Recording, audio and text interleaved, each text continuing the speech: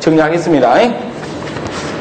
자, 전력공학 목차 1장 전솔로부터 6장 이상 전압까지를 우리가 송전공학이라 하고, 그 다음에 7장, 8장은 배전공학, 그 다음에 9장, 10장, 11장은 우리가 발전공학이라 그랬습니다. 자, 그래서 제가 미리 이곳에다 판서를 좀 해놨어요. 그래서 이거 보면서 같이 소개를 하도록 하겠습니다. 자, 그러면은 여러분 한 장 더 넘겨서 전력공학 1쪽을 보면서 같이 병행해서 설명을 드리도록 하겠습니다. 자, 전력계통의 구성 요소입니다. 발전소에서 발생한 전력이, 자, 거기다 밑줄 치도록 하겠습니다. 발전소에서 발생한 전력이, 그것은 발전소의 목적이죠. 발전소는 전기를 만들어내는 것을 발전소로 합니다. 자, 한번 같이 한번 보겠습니다. 자, 발전소 있죠? 발전소. 이 발전소의 역할이 뭡니까? 이 발전소는 전기를 만들어낸 것을 발전소로 한다, 그 말입니다. 그래서 발생한 전력이, 그래서 발전소의 목적이니까 꼭 잊지 마십시오. 수요자에게 공급되기까지 일련의 시스템을 전력계통이라고 한다. 전력계통을 크게 나누어서 발전설비, 전력수용설비, 수요설비가 있다. 그래서 밑에 보시니까 발전설비, 전력수용설비, 수요설비 4개가 있습니다. 발전설비는 밑에 발전소라고 하고요. 그래서 발전소는, 우리나라 발전소는 수력, 화력, 원자력 발전소가 있습니다. 그 다음에 전력수용설비는 변전소라고 합니다. 그래서 1차 변전소, 2차 변전소, 배전 변전소가 있습니다. 자, 여기다 정리해서 이야기한다면 이쪽에 있죠. 여기 첫 번째 변전소라도 우리가 1차 변전소라고 합니다. 그래서 우리가 1차 변전소 약자를 써서 사용해서 우리가 1차 서브스테이션이라 그럽니다. 자, 그 다음에 이쪽에 보시면 이게 2차 변전소가 있습니다. 2차 변전소가 있고, 그 다음에 세 번째 변전소가 배전 변전소입니다. 세 번째가. 그래서 배전 변전소가 있다, 이런 이야기입니다. 변전소가 있다. 다음에 마지막 세 번째는 수요설비 있죠. 수요설비는 공장이나 빌딩이나 가정, 이것들 전부 다 수요설비라고 합니다. 마지막에 우리가 수용가라고 그러죠. 그러니까 가정도 될 수가 있고, 그 다음에 공장도 될 수가 있고, 그 다음에 빌딩도 될 수가 있고, 이런 모든 설비를 우리가 수요설비라 이렇게 이야기를 한다, 그 말입니다. 그래서 우리가 수요설비가 있다는 겁니다. 자, 그 다음에 첫 번째는 송전선이라는 말이 있죠. 송전선. 그래서 송전선은 1차 변전소에서부터 시작해서 2차 변전소, 3차 변전소까지 우리가 송전선이라고 합니다. 전기한 길을 갖다가 송전선이라고 합니다. 송전선 이렇게 이야기를 하고, 그 다음부터는 우리가 뭘 하냐면 배전선이라고 합니다. 배전선. 여기서부터는 배전선. 그래서 여러분들 우리 광주 광역시뿐만 아니라 서울 특별시, 그 다음에 부산, 대구, 인천, 제주도까지, 강원도까지 모든 전주에 가고 있는 전압이 전부 다 몇 킬로볼트 가고 있습니까? 22,900볼트 가고 있죠? 22,900볼트 가고 있습니다. 그래서 이런 것도 우리가 배전선이라 이야기를 합니다. 배전선이. 그래서 선에는 송전선과 배전선이 나누어진다, 그 말입니다. 자, 그래서 이러한 전기를 어떻게 보내냐에 따라서 하늘로 보낸다 해서 하늘가짜입니다.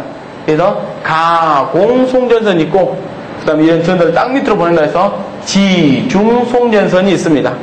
그 다음에 전기를 고압으로 보낸다 해서 고압송전, 특고압송전선.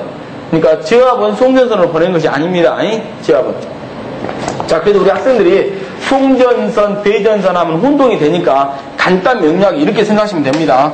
송전선이라고 하는 것은 송전선 있죠. 송전이라는 말은 철탑을 생각하면 됩니다. 철탑. 송전은 철탑입니다. 철탑이요. 이게 송전이라는 말이 나오면 이게 철탑을 의미하구나, 이렇게 생각하시면 되겠습니다. 송전은 곧 철탑입니다. 그래서 하늘로 가고 있으면 가공송전선, 여기 애자가 매달려서 가지고 가죠, 이렇게. 가공송전선, 그 다음에 고압, 특고압을 보낼 수 있다는 겁니다. 자, 그 다음에 이렇게 전기를 보내가지고 이쪽에 배전이라는 말은, 여기 여러분 보다시피 그림이 뭡니까? 여러분 흔히 우리가 전봇대라고 하지 않습니까? 근데 정확한 말은 전주입니다. 전주. 그래서 배전선이라고 하는 것은 전주를 생각하면 되겠습니다. 전주, 이렇게 전주. 그래서 크게 생각하면 나눌지 아시겠죠? 철탑은 송전, 배전은 전주. 철탑은 송전, 배전은 전주. 철탑은 송전, 배전은 전주다, 이런 이야기입니다. 그래서 전주로 배전선을 전기를 보내는 방법은, 전주로 보냈다 그러면 가공 배전선이 되고, 땅 밑으로 보내면 지중 배전선이 되는 겁니다. 여기서 이제 저압도 등장하죠. 이제 앞에 송전에서는 저압이 없었죠. 근데 배전에서는 저압 배전선, 고압 배전선, 특고압 배전선 이렇게 나누고 있습니다. 이렇게. 그래서 저압은 전주에서 등장한다는 겁니다.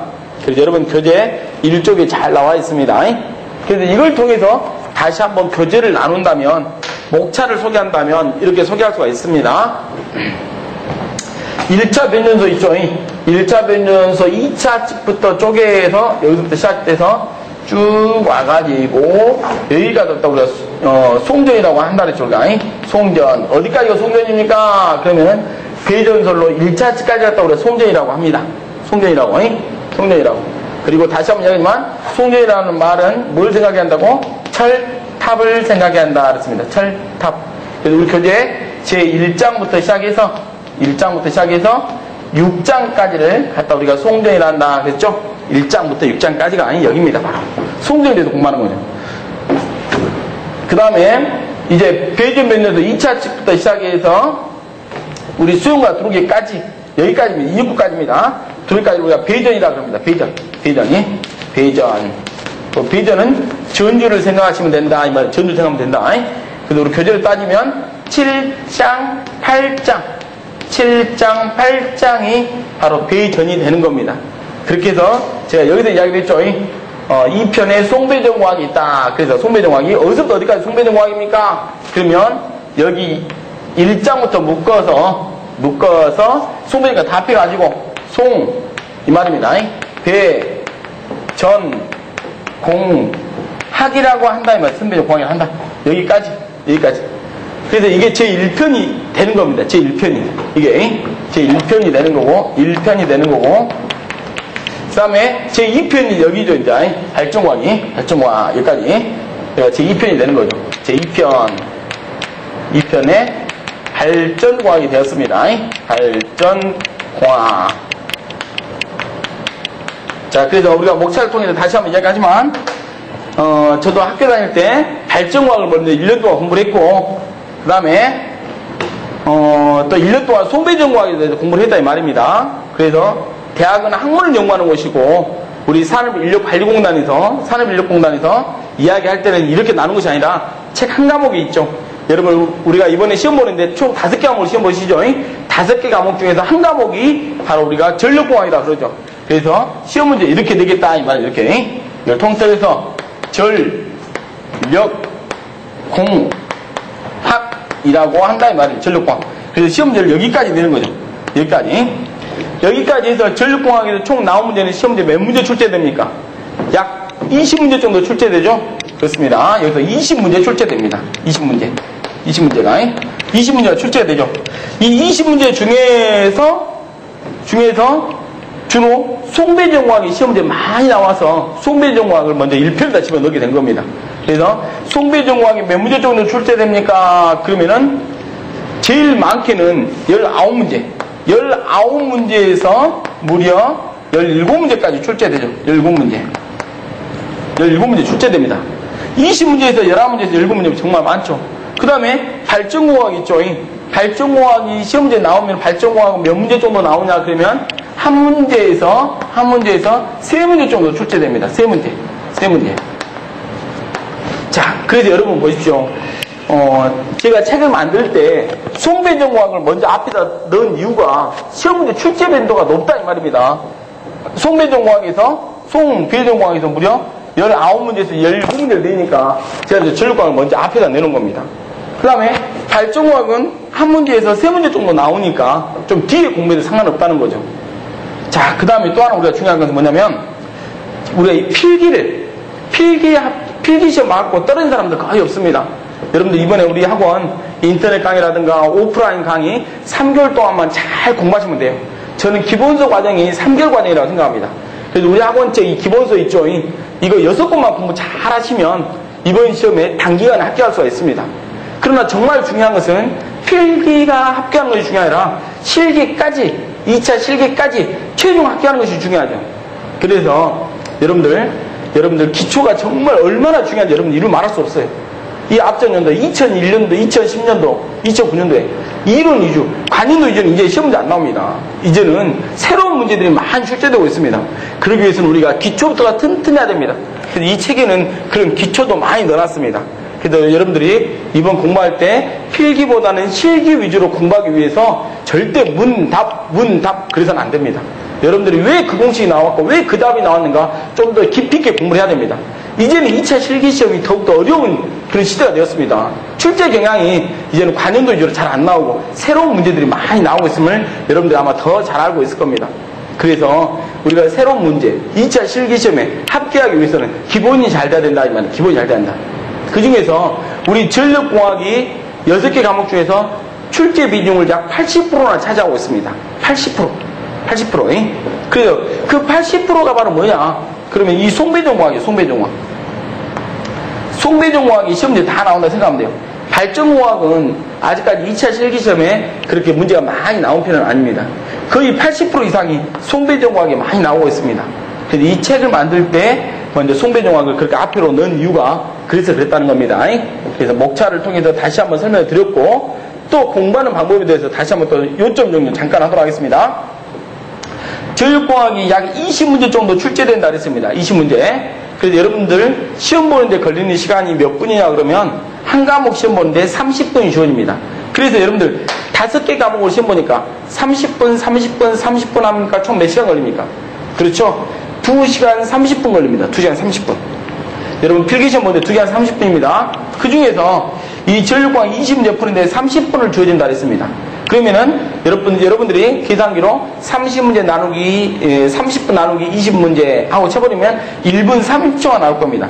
한 문제 푸는 데 있어서 걸리는 시간은 1분 30초다 그 말입니다. 1분 30초. 한 문제 푸는데 1분 30초면 굉장히 큰 시간이죠. 굉장히. 그래서 여러분들 여기서 1분 30초라는 말은 어떤 의미를 가지고 있냐면 절대 어려운 문제를 공부하지 말아라 이 말입니다. 저는 항상 공부할 때 자격증 피라미드식으로 공부하라고 그래요.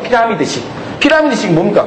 그림 하나 그리면 여기서 자 먼저 밑에 집안이 있고 그 다음에 중간이 있고 그 다음에 점이 있고 이걸 딱 연결시키는 거 봐. 이게 바로 피라미드잖아요.